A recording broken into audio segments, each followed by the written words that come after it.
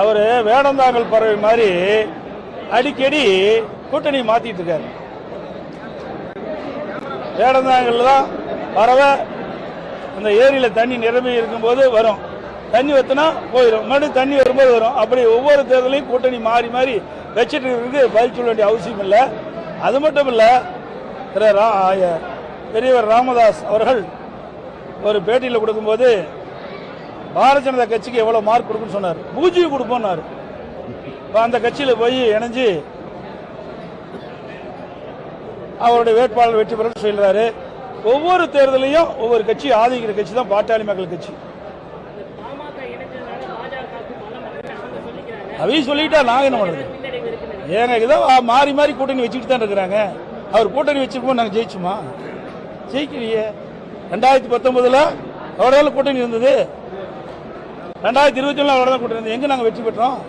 ஆக அதிமுகவை பொறுத்த வரைக்கும் கூட்டணி நம்பி இல்லை. கூட்டணி கட்சிகள் வந்தா வரவேற்போம்.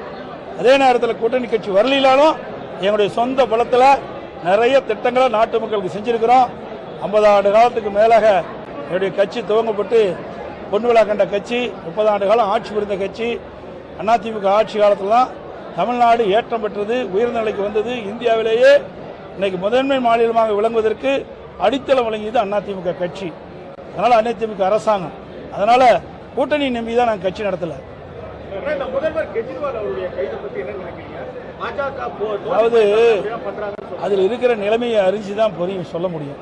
அதில் ஊழல் நடந்ததா இல்லையா அது நமக்கு எப்படி தெரியும்? அது வேறொரு மாநிலம். அந்த மாநிலத்தில் என்ன நடந்தது என்று முழு விவரம் தெரியாத எந்த கருத்து சொல்ல முடியாது. நாளைக்கு ஏதாவது ஒரு கருத்து சொல்லி அவர் ஏதாவது அங்கே ஏதாவது ஒரு தவறுகள் நடந்திருந்தாலோ இல்லையோ, தவறு நடந்திருந்தா தவறு, தவறு நடக்கலைன்னா தப்பு, அரெஸ்ட் பண்ணுது.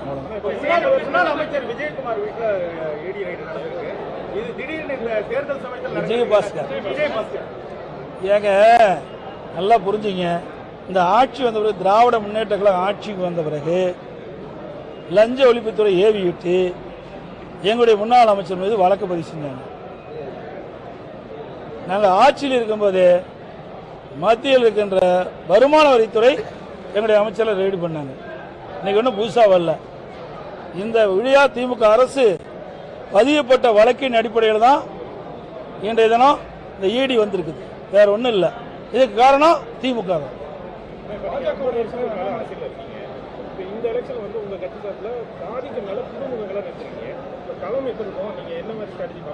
நான் கூட புதுமுகா தான் நின்ன போது 33 வயசுல. ஆமாங்க, புதுமுகம்னா தான் வெளியில் வர முடியும். இப்போ நான் நிற்கும் போது புதுமுகம் தானே. எனக்கு முன்னால் பல பேர் இருந்தாங்களே, என்னோட சீனியர் பல பேர் இருந்தாங்க. அப்போ எனக்கு அந்த வாய்ப்பு கொடுத்தாங்க. அப்படி ஒவ்வொரு கட்சியிலும் அந்தந்த நிலைப்பாடு உண்டு. புதிய புதிய வேட்பாளர் அறிமுகம் செய்கின்ற பொழுது அந்த கட்சி வளர்ச்சி அடையும், மக்கள் எதிர்பார்க்கிறாங்க. அந்த அடிப்படையில் எங்களுடைய தலைமை ஆட்சி மன்ற குழு வேட்பாளர் தேர்வு செஞ்சு அறிவிச்சிருக்கு.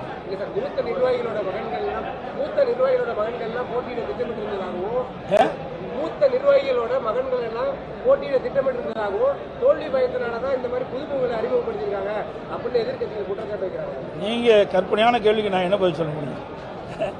எங்களெல்லாம் அப்படி இல்லையே. எங்களுடைய முன்னாள் எம்எல்ஏ குமரகுரு நிற்கிறாரு, பவுன்ராஜ் மகன் நிற்கிறாரு, ஜெயவர்த்தன் நிற்கிறாரு, எங்களுக்கு நிற்கிறாங்களே, நிற்கலாம் கிடையாது. யாருக்கு தகுதி இருக்குதோ அதை ஆட்சி மன்ற குழு தான் முடிவு செய்யும். தனிப்பட்ட முறையில் நாங்கள் முடிவு செஞ்சு அறிவிக்கல.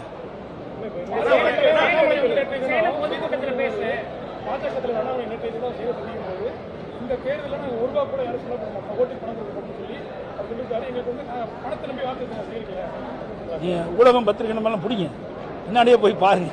₹1 செலவு பண்ணுவார பண்ண மாட்டாரு. ₹1 செலவு பண்ணல டீ கூட குடிக்க முடியாது. ₹1 செலவு பண்ணினா டீ கூட குடிக்க முடியாது. குடி தண்ணீர் கூட ₹12 ஒரு பாட்டில், ஒரு ₹12 ஒரு பாட்டில். இன்னைக்கு பிஸ்லரி வாட்டர் குடிக்கணும், இல்லை பெரிய ஆளுங்க பிஸ்லரி வாட்டர் தான் குடிப்பாங்க. ஆனால் ₹12 ₹15 போட்டு தான் விலை வாங்கி தான் குடிப்பாங்க. அதெல்லாம் ஒரு பத்திரிகை செய்திக்காக வர்றதை ஒழிய ₹1 கூட செலவு பண்ண முடியும்னு சொல்றதெல்லாம் தவறானது. அரசியல் சூழ்நிலைக்கு ஏற்றவாறு அந்தந்த கட்சி அந்த தகுதிக்கு ஏற்றவாறு செலவு செய்வாங்க, தேர்தல் செலவு. இன்றைக்கு தேர்தல் ஆணையமே சொல்லியிருக்குது இவ்வளோ ரூபாய் செலவு செய்யணும், அந்த நிர்ணயிக்கப்பட்டிருக்குது. அதனால் தேர்தல் செலவு இருக்குத்தான் செய்யும். காரில் போகிறோம், டீசல் அடிக்கணும்ல, இப்போ டீசலில் தண்ணியிலே விடும். அப்போ டீசல் அடிக்கிறதுக்கு செலவு பண்ணி தானே ஆகணும். அதை அவர் மறுக்கிறாரா? எல்லாம் வந்து வேணுமென்றே திட்டமிட்டு உங்களை செய்தி ஒரு பரபரப்பான செய்தி பத்திரிகையில் ஊடகத்திலையும் போடுவீங்க. நீங்கள் இப்போ அவர் கேட்கல, அவர் சொல்ல கட்டுதாலும் பரபரப்பான செய்தி என்ன கேள்வி கேட்குறீங்க? அதுக்கு இது உதவும். 3 முறை முதல்வராக இருந்தவர் ஓபிஎஸ் ராமநாதபுரத்தில் ஒரு சீட்டுக்காக நிற்கிறாரு. இதை அவரிடம் கேட்க வேண்டிய கேள்வி. இதை அவரிடம் கேட்க வேண்டிய கேள்வி. என்னிடம் இதை கேட்டால் நான் என்ன பதில் சொல்றது? சேலம் பொதுக்கூட்டத்தில் பிரதமர் பேசும்போது அடுத்த 5 ஆண்டு காலம் தமிழ்நாட்டுக்கு ரொம்ப முக்கியமானது, ஊழலை தடுக்கிறதுல கடுமையான நடவடிக்கை எடுக்கும், பிற அரசியல் கட்சிகளுக்கு மிரட்டல் எடுக்கும் வகையில் பேசியிருக்கிறார். பிற கட்சி கிடையாது, ஆளுகிட்ட கட்சிக்கு தான் சொல்லுங்க. பிற கட்சி ஆளுது. இங்க யார் ஆளுறாங்க? ஒட்டுமொத்த தமிழ் ஆளுகின்ற கட்சி தானே சொல்ல முடியும். ஆளாத கட்சி எப்படி சொல்ல முடியும்? ஆளுகின்ற கட்சி குறிப்பிட்டு சொல்றாங்க. இந்த ஆட்சி விடியா திமுக அரசு ஆட்சிக்கு வந்த பிறகு கடந்த 3 ஆண்டுகளில் கடுமையான ஊழல், எங்க பார்த்தாலும் ஊழல், ஊழல் இல்லாத இடமே கிடையாது. போதைப்பொருள் விற்பனை, திமுக நிர்வாகிகளே வெளிநாட்டுக்கு போதைப்பொருள் கடத்தக்கூடிய சூழலெல்லாம் பத்திரிகையில் ஊடகத்தில் நீங்க வெளியிட்டீங்க. அப்படிப்பட்ட நிலைமையில இன்றைக்கு தமிழ்நாட்டை காப்பாற்றணும்னா நான் ஏற்கனவே சொன்னேன், இந்த தேர்தலில் அண்ணா திமுக வெற்றி பெற்றால் தான் தமிழ்நாட்டை காப்பாற்ற முடியும். நாளைக்கு தினம் திருச்சியில் பிரம்மாண்டமான பொதுக்கூட்டத்தில் அனைத்து இந்திய அண்ணா திராவிட முன்னேற்ற கழக வேட்பாளரை அறிமுகம் செய்து, கூட்டணி கட்சி செயல்பாளரை அறிமுகம் செய்து, கூட்டணி கட்சி தலைவரோடு தேர்தல் பிரச்சாரத்தை நாங்கள் துவங்குகிறோம்.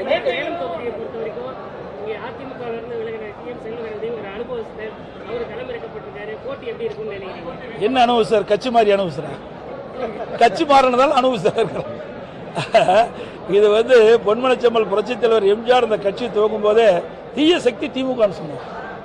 அந்த தீய சக்தி திமுகவோட போய் ஒரு கூட்டு சேர்ந்திருக்காரு. இன்றைக்கு அனைத்து இந்திய அண்ணா திராவிட முன்னேற்ற கழகத்தில் தான் அவர் எம்எல்ஏ அடையாளம் காட்டப்பட்டார். அனைத்து இந்திய அண்ணா திராவிட முன்னேற்ற கழக தொண்டர்கள் நிர்வாகிகள் இரவென்றும் பகலென்றும் பாராமல் ரத்தத்தை வியர்வையாக சிந்தி அம்மாவுடைய ஆணை ஏற்று, தலைமை கழகத்துடைய ஆணை ஏற்று திருச்செங்கோட்டில் உழைச்சி அவரை வெற்றி பெற செய்து அமைச்சராக்கினாங்க. அதுக்கு பிறகு நாடாளுமன்ற உறுப்பினராக்கினாங்க. அதே இந்த கட்சிக்கு மிகப்பெரிய துரோகம் செஞ்சிருக்க இந்த துரோக செயலுக்கு நம்முடைய சேலம் மாவட்ட மக்கள், சேலம் நாடாளுமன்ற தொகுதிக்கின்ற வாக்காளர் மக்கள் தகுந்த தண்டனை அவருக்கு வழங்குவார்கள். அந்த தண்டனை தோல்வி. நன்றி, வணக்கம். பாதகம் செய்பவரை கண்டால் நாம் பயங்கொள்ளலாகாது பாப்பா, மோதி மிதித்து விடு பாப்பா, அவர் முகத்தில் உமிழ்ந்து விடு பாப்பா. அண்மை செய்திகளை உடனுக்குடன் தெரிந்து கொள்ள இணைந்திருங்கள் இயம்நாடு தொலைக்காட்சியுடன்.